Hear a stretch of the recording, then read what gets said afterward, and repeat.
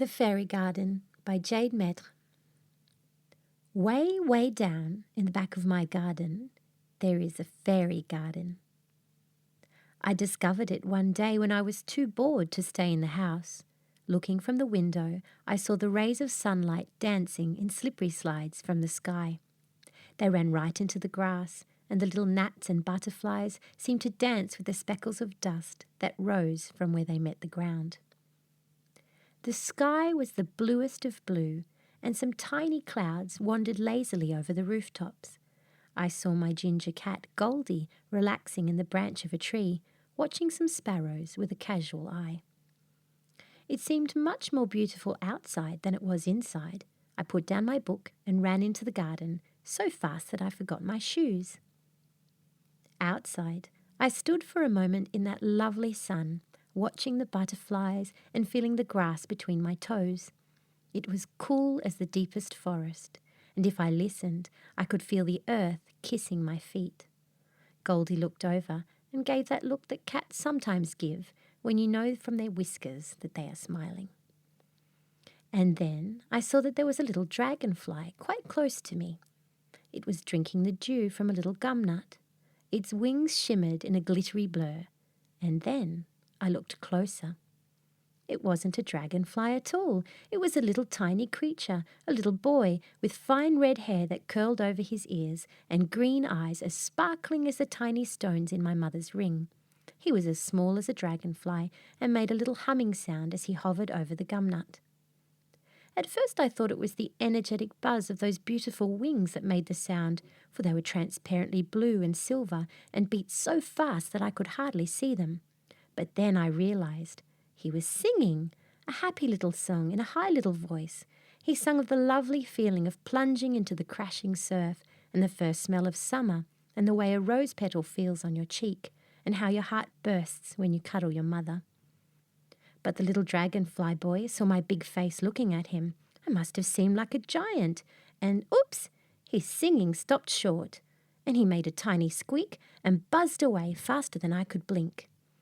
I saw him whizzing through the bands of sunlight down to the back of my garden. I chased him as fast as my feet would take me, feeling the daisies spring beneath my feet as I ran. I could feel my heart beating very fast in my chest. I looked more carefully now. Now that I knew about the little dragonfly boy, I thought perhaps there were more fairies in places where I'd never looked properly. I stroked my fingers over the rough bark of the willow tree. I looked very hard beneath the leaves, but I could find no fairies. And then it was the smallest of sounds, no louder than a sniff or the swallow of a bee drinking nectar. I looked harder. There seemed to be nothing, only the gentle sway of the drooping willow branches as they cast shadows over the clover. But I knew, really knew, there had to be something more. And then, perhaps because I was looking quite so hard, it happened. A soft mist wrapped itself around the back fence and over the mushroom cups and clover, and at the same time a whole swarm of little fairy children danced into the backyard, bringing the sunshine with them. They were so joyful. They had shining little faces, swift wings and strong arms. Some were children, some were older, and some very old, with faces like raisins. They flew so fast they would have bumped into one another if they were big, clumsy humans like me.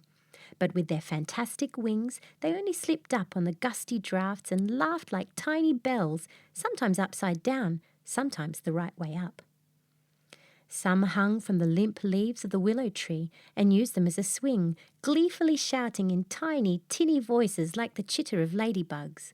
Some landed lightly on the earth and scampered about, drinking more dew cups and playing with the flowers they found in the grass, much smaller than I'd ever had the patience to see. Their happy voices were melodies, and I was enthralled to see how they played in the air. But suddenly a shadow fell over the grass. It was Goldie, my cat. The fairies got a fright. Quick as a whistle, they spun into the shadows and the gleams of dust motes and danced away like dreams. Goldie looked at me and smiled her cat smile.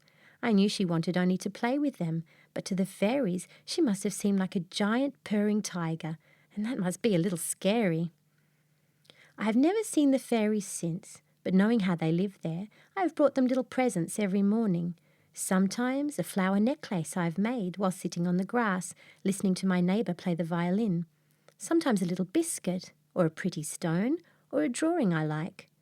And although I have not seen those fairies since, I know they have seen my gifts. For even though they stay in the garden where I leave them, they are just a little bit different every day. Goldie says it's because of the wind and the rain, but we know better, don't we? The end.